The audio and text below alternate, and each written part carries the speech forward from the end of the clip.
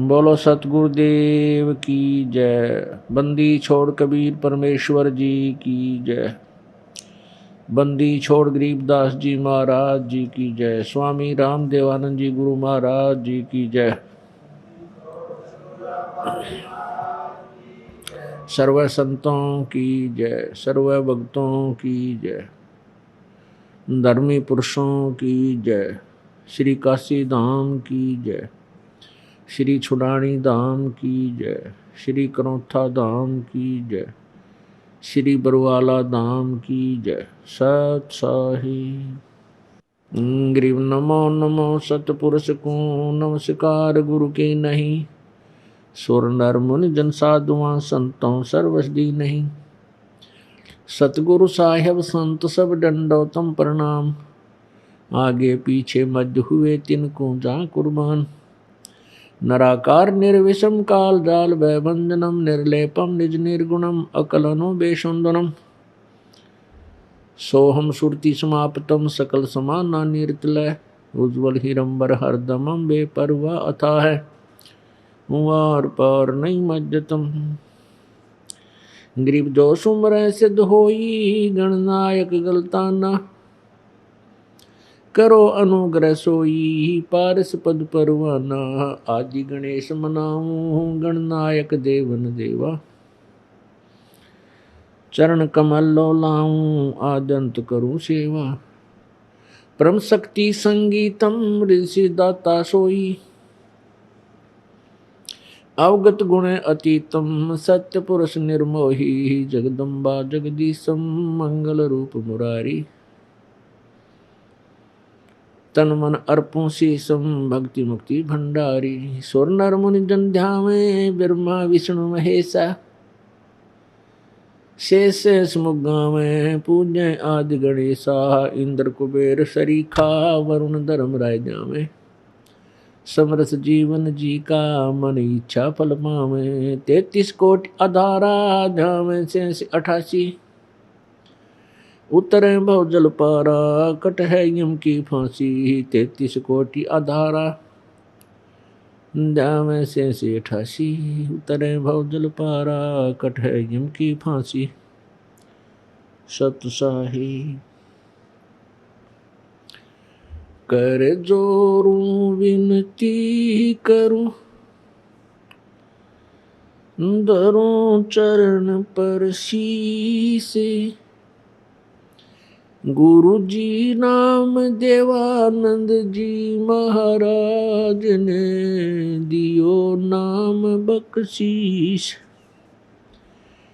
कोटि कोटि सिजदा करूं कोटि कोटि प्रणाम। चरण कमल में राखियो मैं बांजी जाम गुलाम। कुत्ता तेरे दरबार का मोतिया मेरा नाम। गले प्रेम की जेवड़ी जांखे चोवा जाऊं मैं। तो करो तो बावड़ू दूर दूर करो तो जाऊं। जो राखो तो ही रहूं जो देव सो खाऊं। गुरु बड़े गोविंद से मन में देख विचार। हरि सुमरे वो वार हैं गुरु सुमरे हो पार।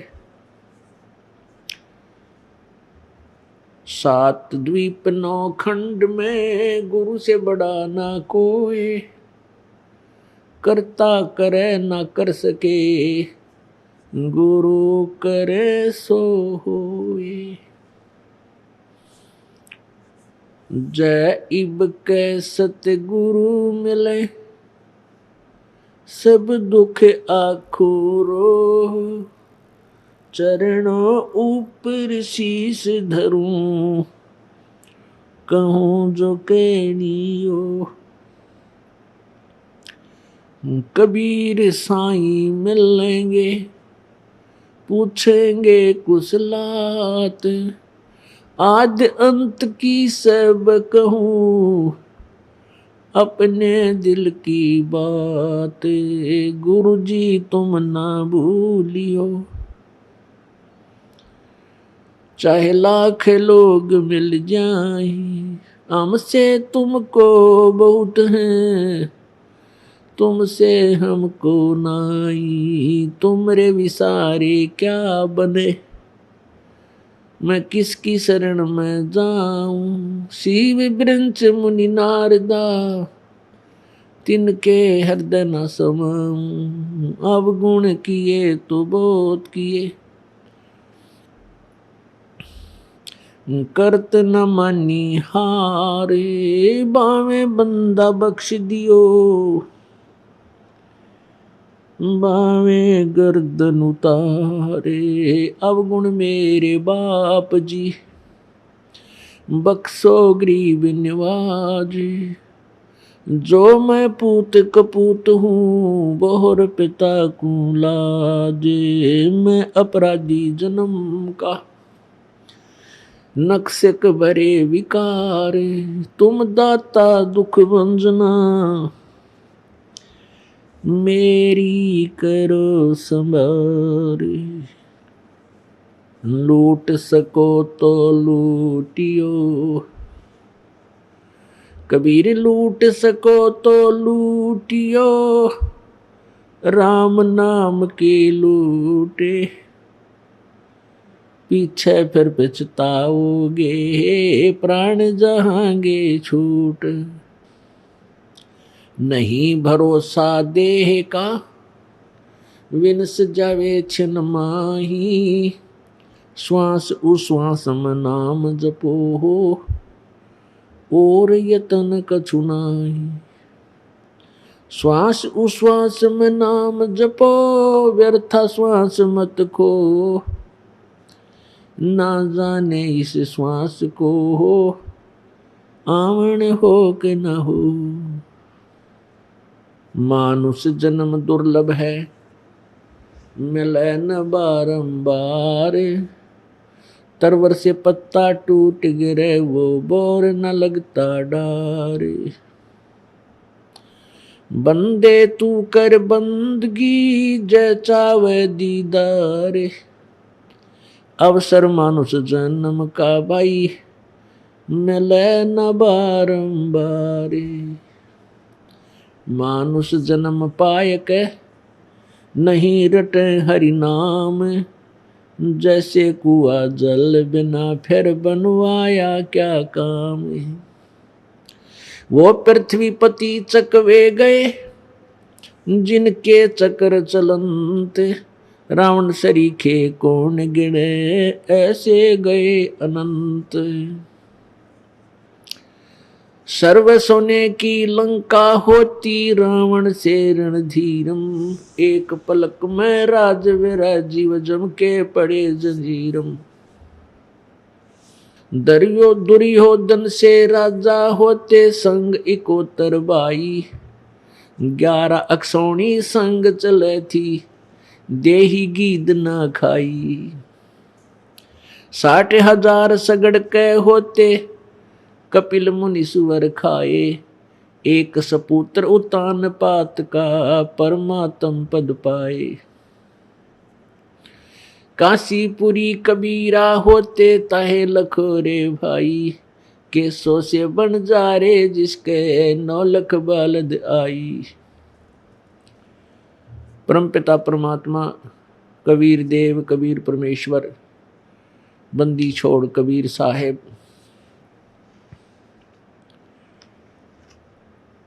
ये पूर्ण परमेश्वर हैं, सर्व सृष्टि रचनहार हैं। अनंत कोट ब्रह्मांड का, एक रति नहीं भार, सतगुरु पुरुष कबीर हैं, ये कुल के सिरजनहार।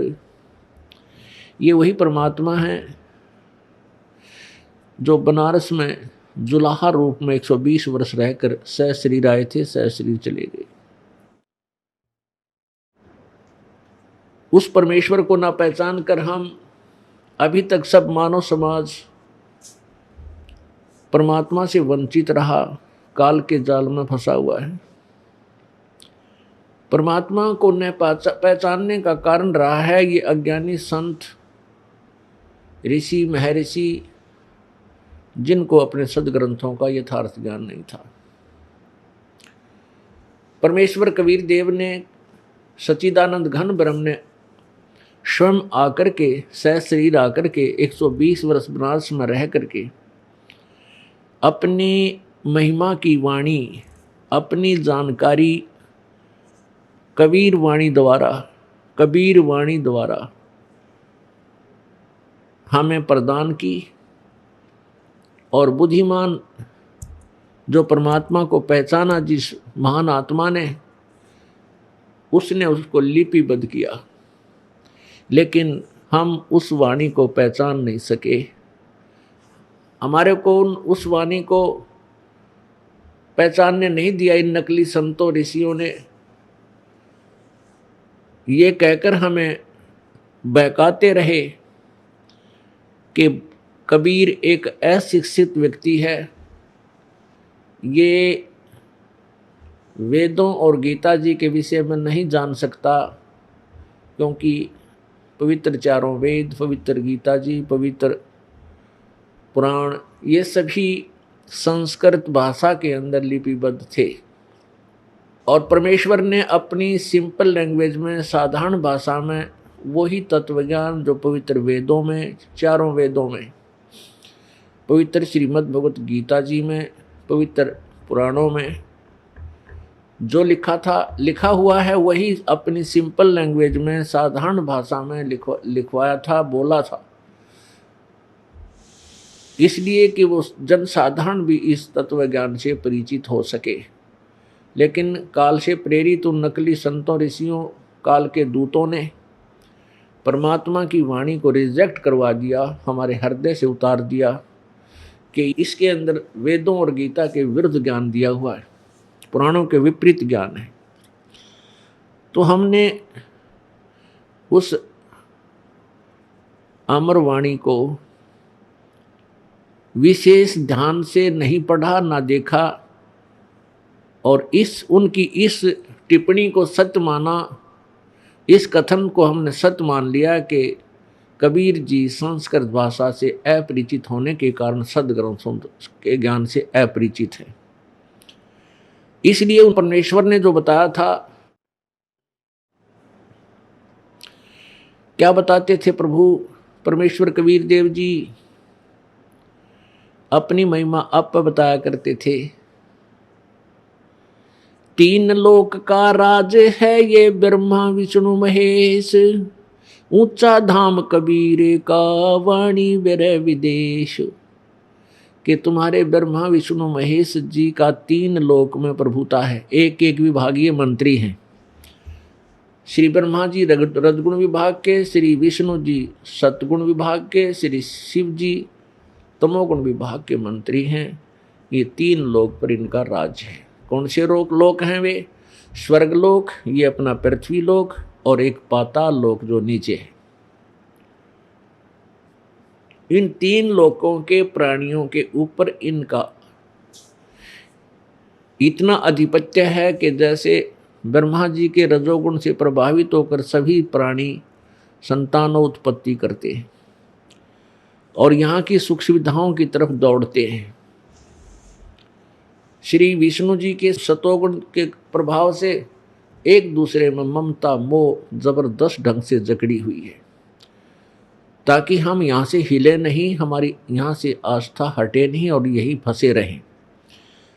और तीसरे श्री शिव जी के तमोगुण के आधार से आप देख ही रहे हो कितना अच्छा प्रेमी हो, कितना अच्छा प्यारा मित्र हो, रिश्तेदार हो, पति पत्नी हो, 1 मिनट में झगड़ा करके और 10 दिन ना बोले या लट्ठम लट्ठा कत्लेआम हो जा। तो ये यहाँ इतना इनकी प्रभुता है। तो परमेश्वर कबीर देव का ऊंचा धाम, कबीर का इनसे ऊपर वो स्थान है, सत्यलोक है कबीर भगवान का, कबीर देव का, सत्य पुरुष का, उस सच्चिदानंद घन ब्रह्म का। तो पुण्यात्माओं, हम अभी तक विचलित रहे हम प्रभु की डेफिनेशन से भी परिचित नहीं, प्रभु की परिभाषा से भी अपरिचित रहे। अब इस दास को परमेश्वर ने वो अमर ज्ञान दिया, वो खजाना दे दिया, जिसको अब समझने के बाद वो तत्व ज्ञान दिया है, जिसको जानने के उपरांत हम परमात्मा को पहचान सकते हैं। और ये वो अनमोल खजाना है जो अपने ही घर में दबा हुआ था, अपने सदग्रंथों में भी लिखा हुआ था, लेकिन हम परमात्मा के संकेत को समझ नहीं सके। जैसे गीता जी अध्याय नंबर 8 के श्लोक नंबर 13 में गीता ज्ञान दाता कहता है कि मेरा एक ओम नाम है, और जो इसका अंतिम समय में भी जो इसका स्मरण करता हुआ शरीर छोड़कर जाता है, यानी आखिरी सांस तक मेरी ही भक्ति करता है, तो परम गति को प्राप्त होता है। और गीता ज्ञान दाता ने 7वें अध्याय के 18वें श्लोक में अपनी परम गति को अनुत्तम अति अश्रेष्ठ कहा है, घटिया बताया है। क्यों बताया है? क्योंकि 4थे अध्याय के 5वें श्लोक में गीता ज्ञान दाता कहता है, अर्जुन तेरे और मेरे बहुत जन्म हो चुके हैं, तू नहीं जानता, मैं जानता हूँ।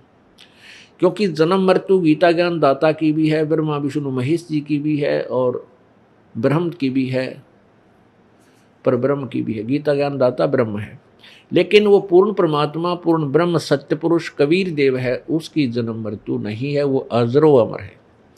इसलिए 15वें अध्याय के 4थे श्लोक में कहा कि अर्जुन, जब तुझे तत्वदर्शी संत मिल जाए, उसके पश्चात उस परमेश्वर के उस परम पद की खोज करनी चाहिए, जहाँ जाने के बाद प्राणी कभी लौटकर संसार में नहीं आती, अर्थात पूर्ण मोक्ष प्राप्त कर लेते हैं, सदा के लिए जन्म मृत्यु से रहित हो जाते। और जिस परमेश्वर ने सर्व ब्रह्मांडों की रचना की है, संसार रूपी वृक्ष की जिसने ये रचना की है, और मैं उसी की शरण में हूँ, गीता ज्ञानदाता कहता है। इसलिए 18वें अध्याय के 62वें श्लोक में कहा कि अर्जुन, तू सर्वभाव से उस परमेश्वर की शरण में जा, जिसकी कृपा से तू परम शांति और शाश्वतम स्थानम, अर्थात उस सनातन परम धाम, उस सतलोक को प्राप्त होगा। सतलोक माने सच्चा लोक, रित धाम, सच्चा लोक, जो कभी सतधाम, सत्यलोक, जिसको जो कभी नष्ट नहीं होता। पुण्यात्माओं, इसलिए गीता अध्याय नंबर 7 के श्लोक नंबर 18 में अपने वाली साधना को भी अनुत्तम बताया है, घटिया बताया है, क्योंकि और परमात्मा है कोई जिसकी भक्ति से पूर्ण मोक्ष होता है। इसलिए गीता अध्याय नंबर 17 के श्लोक नंबर 23 में कहा है कि उस परमेश्वर के पाने का, उस सच्चिदानंद घन ब्रह्म अर्थात पूर्ण परमात्मा परमेश्वर की साधना का केवल ओम तत्सत इति निर्देश है ब्रह्मण त्रिविध समर्थ है। उस पूर्ण परमात्मा सच्चिदानंद घन ब्रह्म की भक्ति का केवल ओम तत्सत, ये 3 मंत्र का जाप है, जो 3 विधि से इसका जाप सिमरण किया जाता है।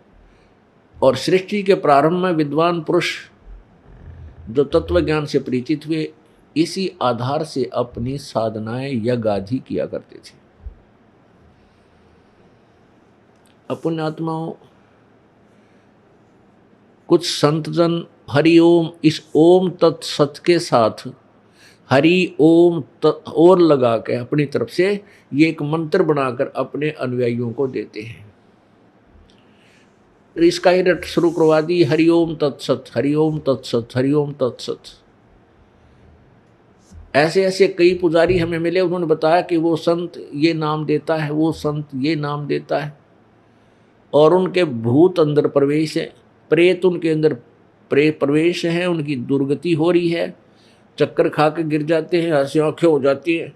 तो क्या कहते हैं? कहते तेरी साधना का फल है नकम्यों, ये टट्टू फल है, आंखें ठहर गई, आंख लाल होगी, मूर्छा आ गई। बोले तेरी साधना, और क्या कहें, तुम्हारी साधना का फल है, भक्ति करो, तुम्हारी सुरती चढ़ गई।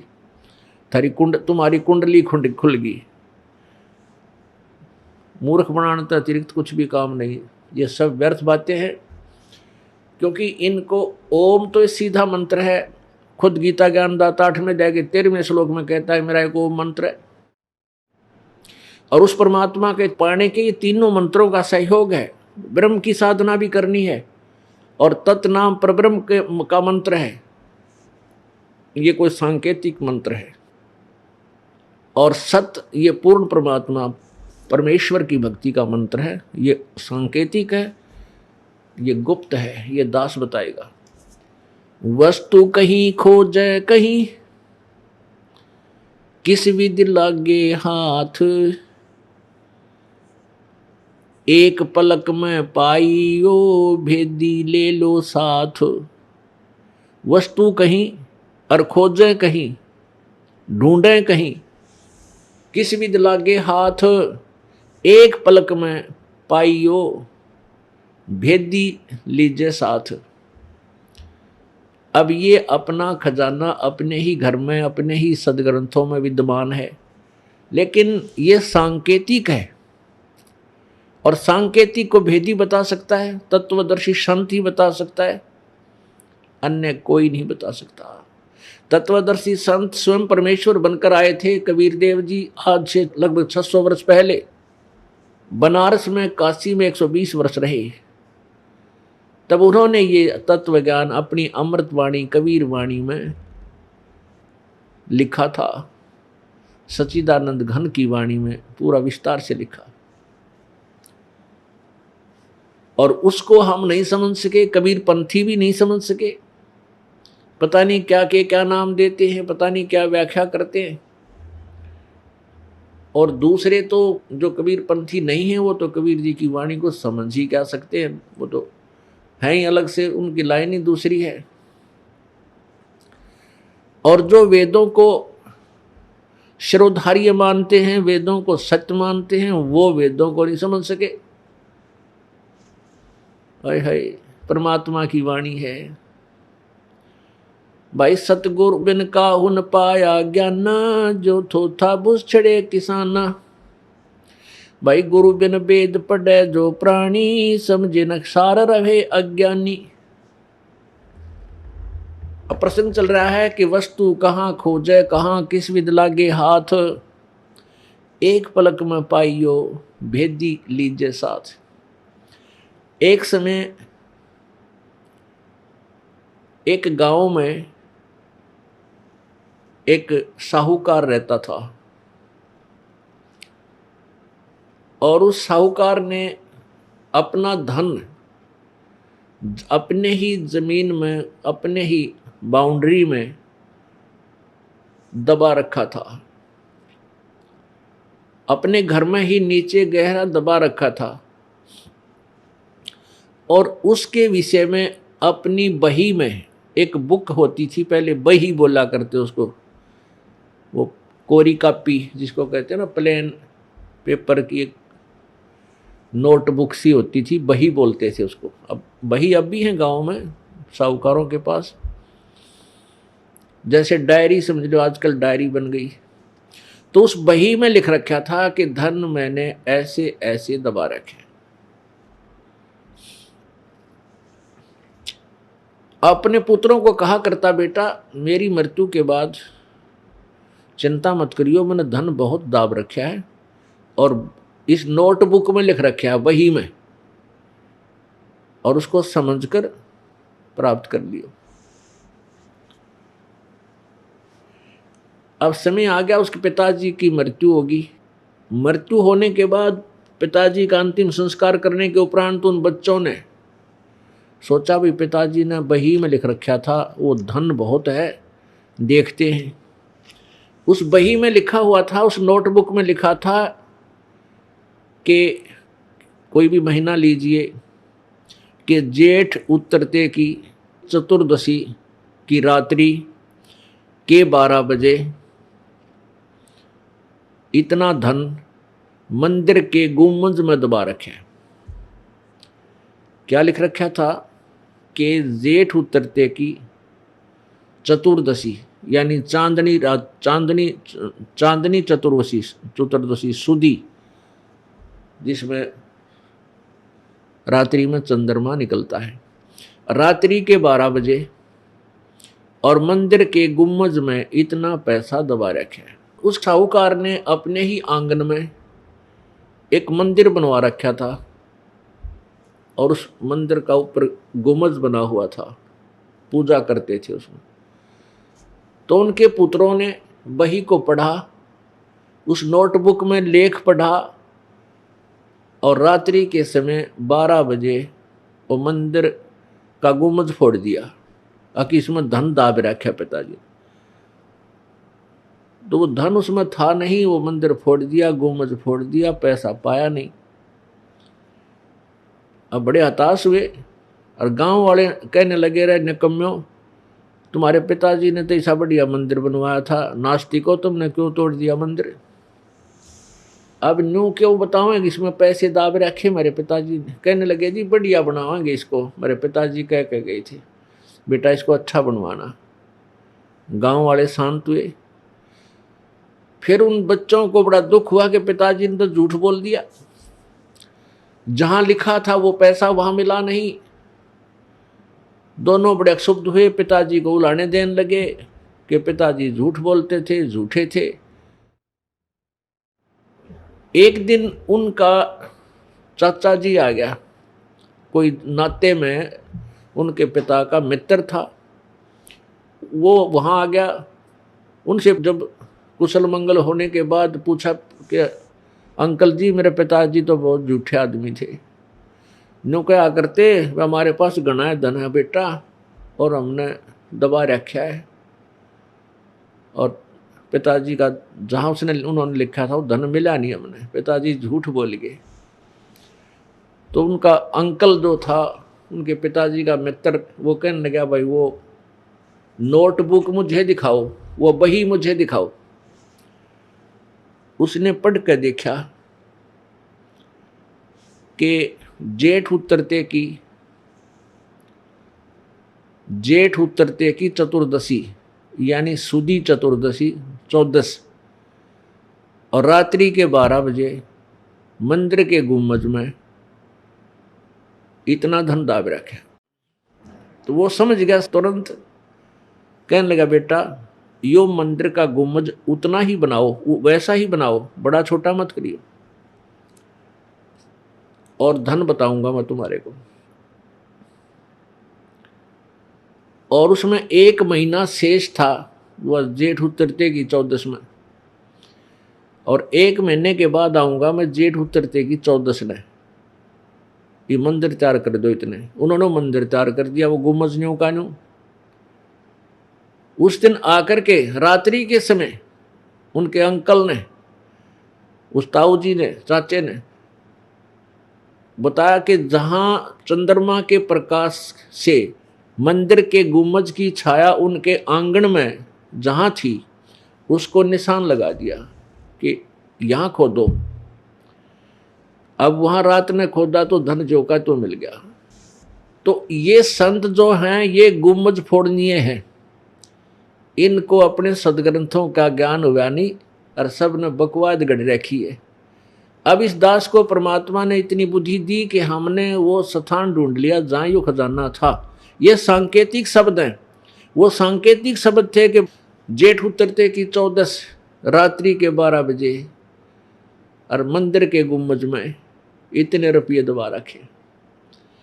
तो बुद्धिमान था, उसने देखा रात्रि के 12 बजे क्यों लिखा, और वह 14 क्या लिखने की जरूरत क्या थी, धन तो कित कद्दे दावे दे लिख, उसमें फायदा क्या। तो उसने तुरंत हिसाब डाल लिया कि रात्रि के 12 बजे जब चंद्रमा की रोशनी में गुम्बज की जहाँ छाया जाएगी, वो स्थान निर्धारित था, वहाँ धन मिल गया। तो ऐसे है, वस्तु कहाँ खोजे कहाँ, और किस विध लागे हाथ, एक पलक में पाइयो बेदी ले लो साथ। भेदी, अब तत्व ज्ञान जो तत्वदर्शी संत है, ये भेदी होता है परमात्मा के सदग्रंथों का, उसकी महिमा का। तो पुण्यात्माओं, ऐसे ये अभी तक ये बिजली गिरी रही, अज्ञान अंधेरा इतना हो गया कि केवल दंत कथाओं पर हम आधारित हो गए। परमेश्वर ने आकर के अपनी अमृतवाणी में वो भेद दिया जिसको आज तक न कोई कबीरपंथी समझ सके और दूसरों को तो कहें क्या। तो पुण्यात्माओं, अब शुभ अवसर आ गया है। परमपिता परमात्मा, सारी सृष्टि के रचनहार, कुल मालिक कबीर देव, कबीर प्रभु अपने तत्वज्ञान को आप ही बताया करते थे।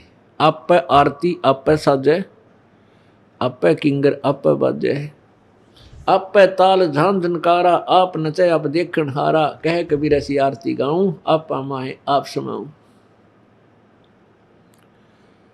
परमेश्वर ने आप ही यहां तत्वदर्शी संत की भूमिका करनी पड़ी और स्वयं ही एक दास की भूमिका की और स्वयं ही जगत गुरु जी का रोल किया और स्वयं ही एक नेक इंसान यानी एक अच्छे नागरिक का रोल किया। पुण्यात्माओं, परमात्मा हमें उदाहरण देकर गए हैं कि यदि तुमने परमात्मा पाना है,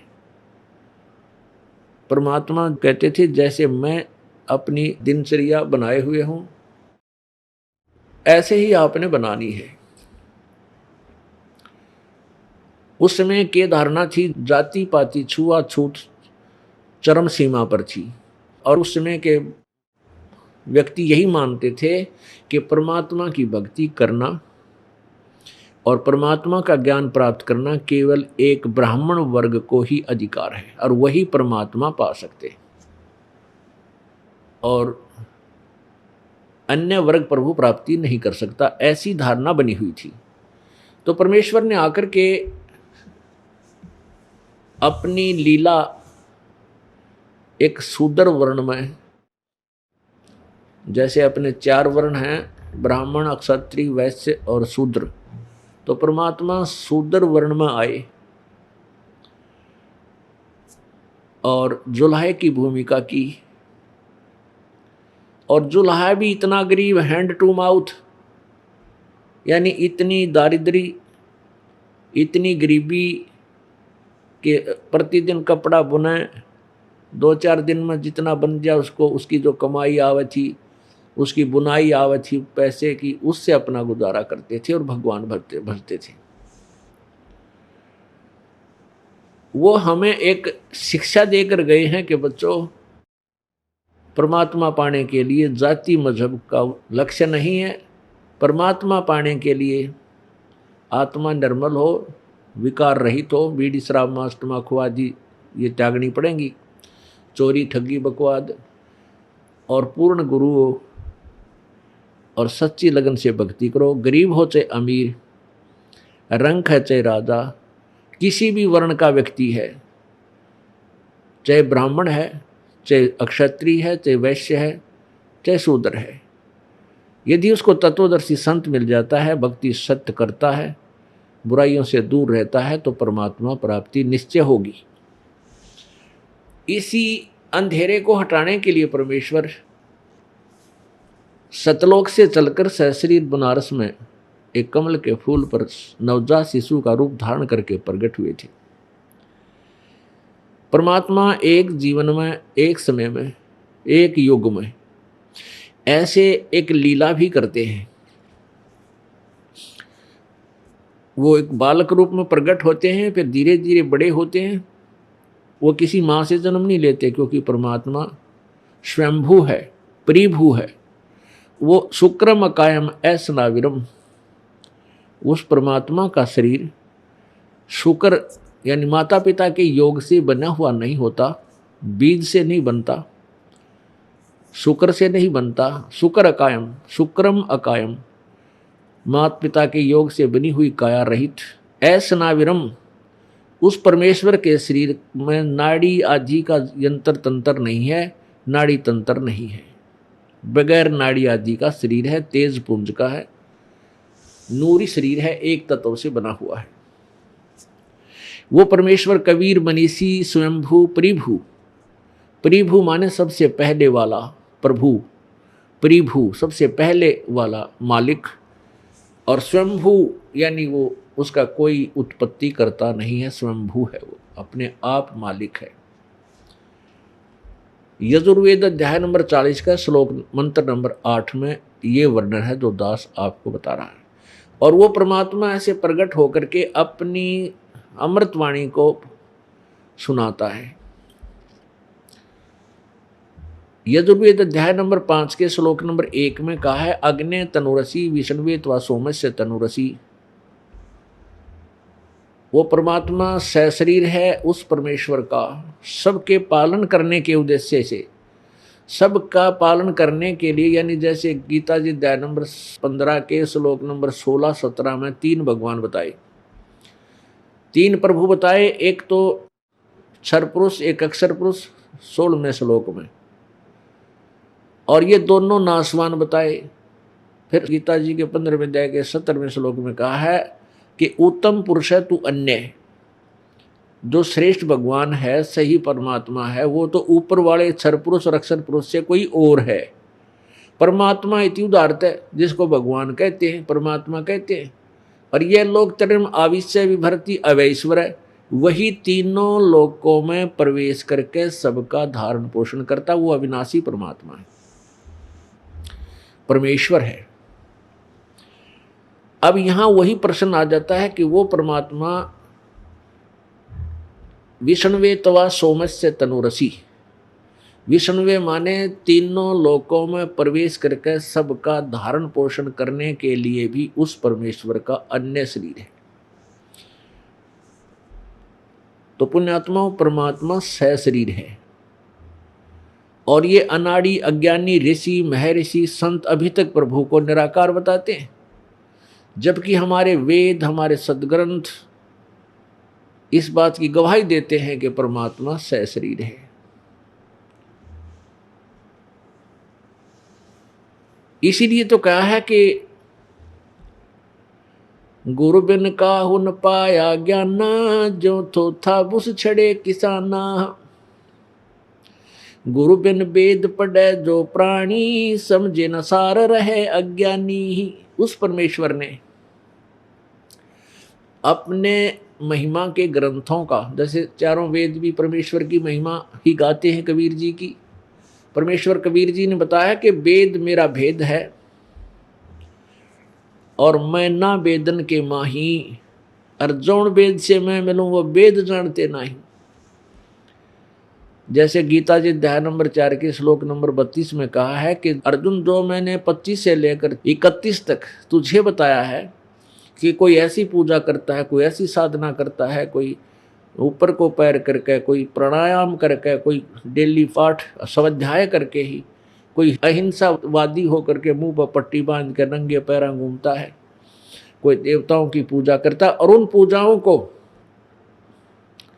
पाप नाशक जानकर करता है, अपनी साधना न बढ़िया मान के करता है। लेकिन चौथे अध्याय के 32वें श्लोक में कहा है कि इस प्रकार की बहुत सी विस्तार से और जो वास्तविक ज्ञान है इन साधनाओं के विषय में, वो सच्चिदानंद घन की वाणी में लिखा है। ब्रह्मण मुखे यानी सच्चिदानंद घन, इन्होंने अनुवादकर्ताओं ने चौथे अध्याय के 32वें श्लोक में ब्रह्मण का अर्थ वेद कर दिया। नहीं, ब्रह्मण का अर्थ यहाँ वेद नहीं है। जैसे 17वें अध्याय के 23वें श्लोक में लिखा है ओम तत्सत इति निर्देश है, ब्रह्मण त्रिविध समर्थ है। वहाँ इन अनुवादकर्ताओं ने ब्रह्मण का ठीक अर्थ किया है कि सच्चिदानंद घन परमात्मा के प्राप्ति का ओम तत्सत ये मंत्र है, तो वह ब्रह्मण का अर्थ सच्चिदानंद घन ब्रह्म है। तो यहाँ चौथे अध्याय के 32वें श्लोक में ब्रह्मण का अर्थ सच्चिदानंद घन ब्रह्म की मुखे यानी उन्हीं के मुख में से उच्चारित जो मुख्य वाणी है, कबीर वाणी, सच्चिदानंद घन की वाणी में वो ज्ञान विस्तार से लिखा है। तो परमात्मा अपनी महिमा का ज्ञान हमें सुनाया करते थे, लेकिन हम उसको समझ नहीं सके। अब क्या बताते हैं, वो सच्चिदानंद घन की वाणी अलग है इन वेदों से, वो वेद है, वो भी वेद है, वो भी एक अलग से ज्ञान है जिसमें चारों वेद, 18 पुराण, उपनिषद आदि सभी का समावेश है। तो कबीर परमात्मा ने कहा कि वेद मेरा भेद है, ये तुम्हारे चारों वेद जो हैं मेरे ही विषय में जानकारी देते हैं, परंतु मैं ना वेदन के माही, अर्थात मैं इन वेदों में वर्णित विधि से मेरी प्राप्ति नहीं है, क्योंकि इसमें क्लियर नहीं है, मेरे पाने की विधि स्पष्ट नहीं है। केवल ब्रह्म तक की साधना क्लियर लिखी है कि ब्रह्म का ओम जाप है। और जौन वेद से मैं मिलूं वो वेद जानते ना। गीता जी के चौथे अध्याय के 32वें श्लोक में कहा है कि इस प्रकार की बहुत से यज्ञ विस्तार से सच्चिदानंद घन की वाणी में विस्तार से लिखे हैं, और उनको जानकर ये पूर्ण रूप से प्राणी मोक्ष प्राप्त कर लेता है। चौथे अध्याय के 34वें श्लोक में कहा है कि अर्जुन उस तत्व ज्ञान को, सच्चिदानंद घन की वाणी को किसी तत्वदर्शी संत के पास जाकर समझ, उनको दंडवत प्रणाम करने से, कपट छोड़कर प्रश्न करने से वो तत्वदर्शी संत तुझे परमेश्वर के बारे में यथार्थ जानकारी देंगे। इसी से दुहा कि गीता ज्ञान से अन्य कोई और ज्ञान है जो गीता ज्ञान दाता अपरिचित है, और उसको बताने वाला भी कोई तत्वदर्शी संत है। वो तत्वदर्शी संत की पहचान 15वें अध्याय के गीता जी के प्रथम श्लोक में कहा कि ऊपर को जड़ और नीचे को तीनों गुण रूपी रजगुण ब्रह्मा, सतगुण विष्णु, तमगुण शिवजी रूपी शाखाओं का ये उल्टा लटका हुआ संसार रूपी वृक्ष है। और जो संत इसको जड़ से लेकर पत्तों तक सभी अंगों सहित जानता है, स वेदवित, वो वेद के तात्पर्य को समझने वाला, जानने वाला है, अर्थात वह तत्वदर्शी संत है।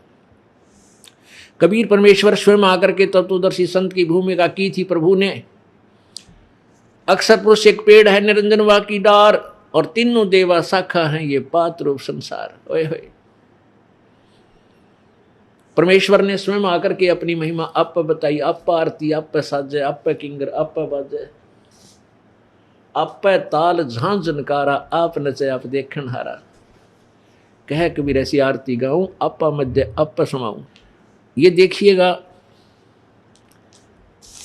ये संसार रूपी वृक्ष गीता जी अध्याय नंबर 15 के श्लोक नंबर 1 से 4 तक जो वर्णन है, और 15वें अध्याय के 16 और 17 में और 1 से 4 में जो वर्णन है, परमात्मा कबीर जी ने स्वयं बताया है कि अक्षर पुरुष एक पेड़ है, निरंजन वा की डार, और तीनों देवा शाखा हैं, ये पात्र रूप संसार। गीता जी अध्याय नंबर 15 के श्लोक नंबर 1 में तत्वदर्शी संत की पहचान बताई है कि ऊपर को जड़ वाला, नीचे को तीनों गुण रूपी शाखा वाला, ये उल्टा लटका हुआ संसार रूपी वृक्ष है, जिसकी ऊपर न जड़ है, नीचे को शाखाएं हैं। और जो संत सभी शाखाओं सहित कौन जड़ है, तना कौन भगवान है, डार कौन परमात्मा है, शाखा कौन भगवान है, और पत्ता क्या है, जो इनके विषय में जानता, सवेदवित, वो तत्वदर्शी संत है, वह वेद के तात्पर्य को जानने वाला है, वेदों का सही रहस्य वही जानता है। तो परमेश्वर ने स्वयं आकर बताया था, अक्षर पुरुष एक पेड़ है, और निरंजन वा की डार, और तीनों देवा शाखा है, ये पात्र रूप संसार। ये देखिएगा, ये संसार रूपी उल्टा लटका हुआ वृक्ष, ये एक संसार रूपी उल्टा लटका हुआ संसार रूपी वृक्ष समझो। ये जड़ है, ये सच्चिदानंद घन, ये पूर्ण परमात्मा तो समझो जड़ है, जो तीनों लोकों में प्रवेश करके सबका धारण पोषण करता है। ये तना है। अब परमात्मा ने यहाँ से आगे आगे का ज्ञान दिया है जानबूझकर, क्योंकि परमेश्वर ने कहा था कि धर्मदास तो लाख दुहाई, यो मूल ज्ञान कहीं बार ना जाई। परमात्मा ने हमें सारा संकेत दिया, और फिर भी मूल ज्ञान को गुप्त ही रखने को कहा था। अक्षर पुरुष एक पेड़ है, जो जमीन से बाहर, पृथ्वी से बाहर जो वृक्ष दिखाई देता है उसको पेड़ बोलते हैं। उसके अंग कौन कौन से हैं? बाहर जो दृष्टिगोचर हैं, तना है, फिर मोटी डार, डार के फिर शाखाएं, और आगे पत्ते। तो परमात्मा ने कहा कि अक्षर पुरुष एक पेड़ है, जो तना है, ये एक पेड़ समझो, और जो तना है वो अक्षर पुरुष है, और डार जो है उसकी ये ज्योति निरंजन है, वो डार के फिर शाखाएं हैं, वो ब्रह्मा, रजगुण ब्रह्मा, सतगुण विष्णु, तमगुण शिव जी हैं, और फिर आगे जो पत्ते हैं, पत्ता रूप संसार समझो। अब देखिएगा, ये तना जो है ये अक्षर पुरुष है। ये देखिएगा, तना जो है इसको अक्षर पुरुष समझो, पढ़ कर देखो। ये है अक्षर पुरुष, ये तना है अक्षर पुरुष अर्थात परब्रह्म। ये फिर डार है, से मोटी डार निकली, ये ब्रह्म या क्षर पुरुष कहो, जो गीता जी अध्याय नंबर 15 के श्लोक नंबर 1 से 4 और गीता जी अध्याय नंबर 15 के 16-17 श्लोक में 16 में लिखा है क्षर पुरुष और अक्षर पुरुष। ये दो प्रभु हैं, दो पुरुष हैं, दो भगवान हैं, लेकिन ये दोनों नाशवान हैं और इनके लोकों में जितने प्राणी हैं ये स्वयं भी नाशवान, इनके प्राणी भी नाशवान, जीव आत्मा नहीं मरती। ये अक्षर पुरुष तो ये पेड़ का तना समझो, और क्षर पुरुष मोटी डार समझो, और तीनों गुण रजगुण ब्रह्मा, सतगुण विष्णु, तमगुण शिवजी रूपी ये तीनों शाखाएं हैं, और पात रूप संसार। अब ये जड़ कौन है? ये पूर्ण ब्रह्म परमेश्वर परम अक्षर ब्रह्म, ये जड़ है, ये जड़ है, ये परम अक्षर ब्रह्म है। यहाँ से खुराक चलती है मूल से, और तना में आई, तना से डार में आई, डार से ब्रह्मा विष्णु महेश में आई, और आगे इन पत्तों को इन्हीं के माध्यम से प्राप्त हुई। अपने आत्मा परमेश्वर ने आकर के ही अपना वास्तविक ज्ञान हमें प्रदान किया। अपनी सच्चिदानंद घन की वाणी में अर्थात कबीर वाणी में, परमेश्वर की वाणी में यह विद्यमान है। अब थोड़ी सी दृष्टि डालिएगा अपनी पवित्र गीता जी, जिसमें दास ने जो मौखिक बोल के आपके सुनाया है, अब उसको आपके रूबरू करना आवश्यक हो गया, क्योंकि ये ज्ञान ऐसा जटिल बन गया है। इन अज्ञानी ऋषियों और संतों ने, गुरुओं ने इसके विपरीत ज्ञान देकर के अज्ञान से रंग दिया जनता को। अब उस अज्ञान को हटाने के लिए, उस नकली पेंट को रिमूव करने के लिए रह रह कर रेग मारना पड़ता है, और फिर वो ओरिजिनल पेंट करना होगा, फिर वो कभी नहीं उतरेगा। अब ऐसा रंग है ये। अब दास ने ये पहले वाला रंग भी उतारना है और नया रंग पेंट भी करना है, पेंट नया ये लगाना है आपके। और उन्होंने क्या करना है, जो नकली हैं, झूठे, जो गलत ज्ञान को प्रचार करते हैं, उन्होंने उसी पुराने रंग पर, नकली पर पोचा मारना है, और वो चल रहा है। उस पुराने पेंट पर ही पेंट रंग मिलाना कोई ज़्यादा दिक्कत नहीं, लेकिन उसको उतारना फिर नए ढंग से सेट करना ये बहुत डिफ़िकल्ट है, और ये करना आवश्यक है।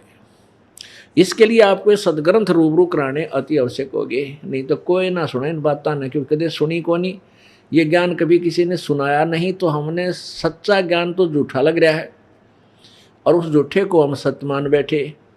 तो उस असत्य को असत्य सिद्ध करना, और सत्य को सत्य सिद्ध करने के लिए हमें ढेर सारे प्रमाणों की प्रत्यक्ष आवश्यकता होगी।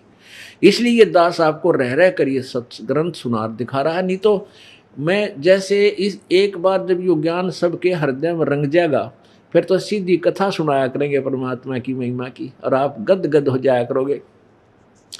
अब मैं कथा सुनाऊंगा कबीर भगवान की, ऐसे ऐसे उन्होंने किया, किससे के पल्ले ना पड़े, झूठ बोल रहा है कबीर पंथी है, इसलिए अपने अपने भगवाना की सब महिमा गाते हैं। जैसे राम और श्री कृष्ण जी की महिमा कोई कहीं खड़ा होकर सुना दे, सब ने स्वीकार्य है, ऐसा ही है, ऐसा ही है। क्या सुनाया करते? अजरो अमर हैं, सर्वशक्तिमान है, सर्वेश्वर हैं, महेश्वर हैं, इनके कोई माता पिता नहीं, सब ब्रह्मांडों के रचने वाले, यही कुल के मालिक हैं।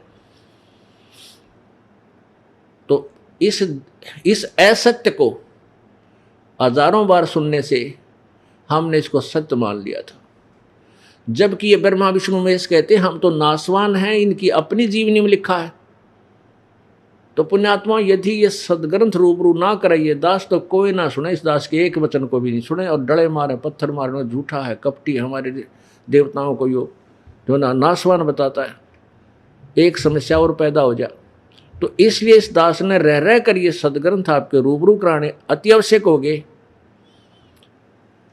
ताकि मुझे पत्थर ना पड़े, मुझे धक्के ना लगे। जैसे पुण्यात्मा, इस दास को इन सदग्रंथों की, पवित्र चारों वेद, पवित्र श्रीमद् भगवद गीता, पवित्र पुराण आदि, इन सदग्रंथों की दास को आवश्यकता नहीं थी। ये नहीं कि मैं इनका आदर नहीं करता या इनको गलत मानता हूँ, क्योंकि मुझे वो ज्ञान मिल गया जो इनमें तो है, वो तो है ही है, लेकिन जो इनमें लिखा है कि वो ज्ञान और किसी से पूछो, ये इनकम्प्लीट शास्त्र हैं, ग्रंथ हैं, ऐसे वेद हैं। यजुर्वेद अध्याय नंबर 40 के श्लोक नंबर 10 से लेकर 13 तक स्पष्ट किया है वेद ज्ञान दाता ब्रह्म ने कि कोई तो परमात्मा को जन्म लेने वाला, उत्पन्न होने वाला कहता है, कोई उत्पन्न न होने वाला कहता है, अर्थात कोई साकार बताता है, कोई निराकार बताता है।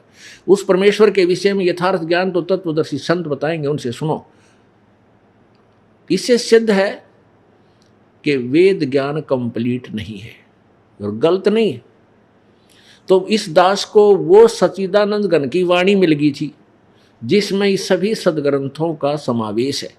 इनकी आवश्यकता ही नहीं रहती जब हमें कबीर वाणी का सही ज्ञान हो जाएगा।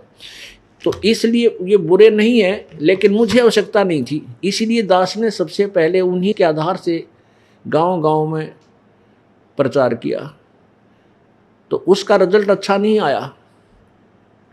क्यों नहीं आया? क्योंकि कुछ व्यक्ति ये कहते थे कि झूठ बोलता है, कबीर भगवान नहीं है, ब्रह्मा विष्णु महेश नासवान नहीं है, ये अजरो अमर है, सर्वेश्वर है, महेश्वर है। तो गांव-गांव में भी हमारे पत्थर लगने लगे। फिर दास ने क्या किया कि एक आश्रम की स्थापना इन भक्तों ने मिल करके सोचा कि कोई ऐसा स्थान नियुक्त किया जाए जहाँ पर बैठकर हम सब सामूहिक ढंग से सत्संग सुन सकें। गांव करोथा, जिला रोहतक में एक ज़मीन का टुकड़ा भक्तों ने लिया, वहाँ एक आश्रम की स्थापना की। तो वहाँ फिर दास ने एक दिन सोचा कि प्रभु आपकी वाणी अमर है, निर्दोष है, सत्य है, लेकिन आपकी वाणी में लिखा है कि वेद हमारा भेद है, मैं ना वेदन के माही, पर जोन वेद से मैं मिलूँ वह वेद जानते नहीं। परमात्मा आप कह रहे हो कि मेरी महिमा इन वेदों में वर्णित है। यदि आपकी महिमा प्रभु वेदों और गीता जी और पुराणों में मिल जाए, आपके बच्चे आपको पहचान सकते हैं दाता, नहीं तो बिल्कुल नहीं पहचानेंगे, क्योंकि इन अज्ञानियों ने आपके विषय में बहुत भ्रमणा पैदा कर रखी है। ऐसा बहुत बार मन में रह कर आया और विचार भी आया कि परमात्मा आपकी प्रेरणा से, आपकी कृपा से घर भी त्याग गया, नौकरी भी छोड़ दी और ये काम अधूरा रह गया पालिक, इस दास का जीवन व्यर्थ है। कई बार ऐसी प्रेरणा आई, आंखों में आंसू आए, कैसे समझाऊं इन भोली आत्माओं को, आपको भगवान ये नहीं मानने को तैयार है। ठीक है, जिनका सुख हो जाता वो तो मान गए, लेकिन ये कोई आधार नहीं है। सुख तो थोड़ा बहुत सुख तो कोई और भी दे देता है। जैसे दादू साहब कहते हैं, और संत सब कूप हैं, के तेज रीता नीर, और दादू अगम अपार है, दरिया सत कबीर।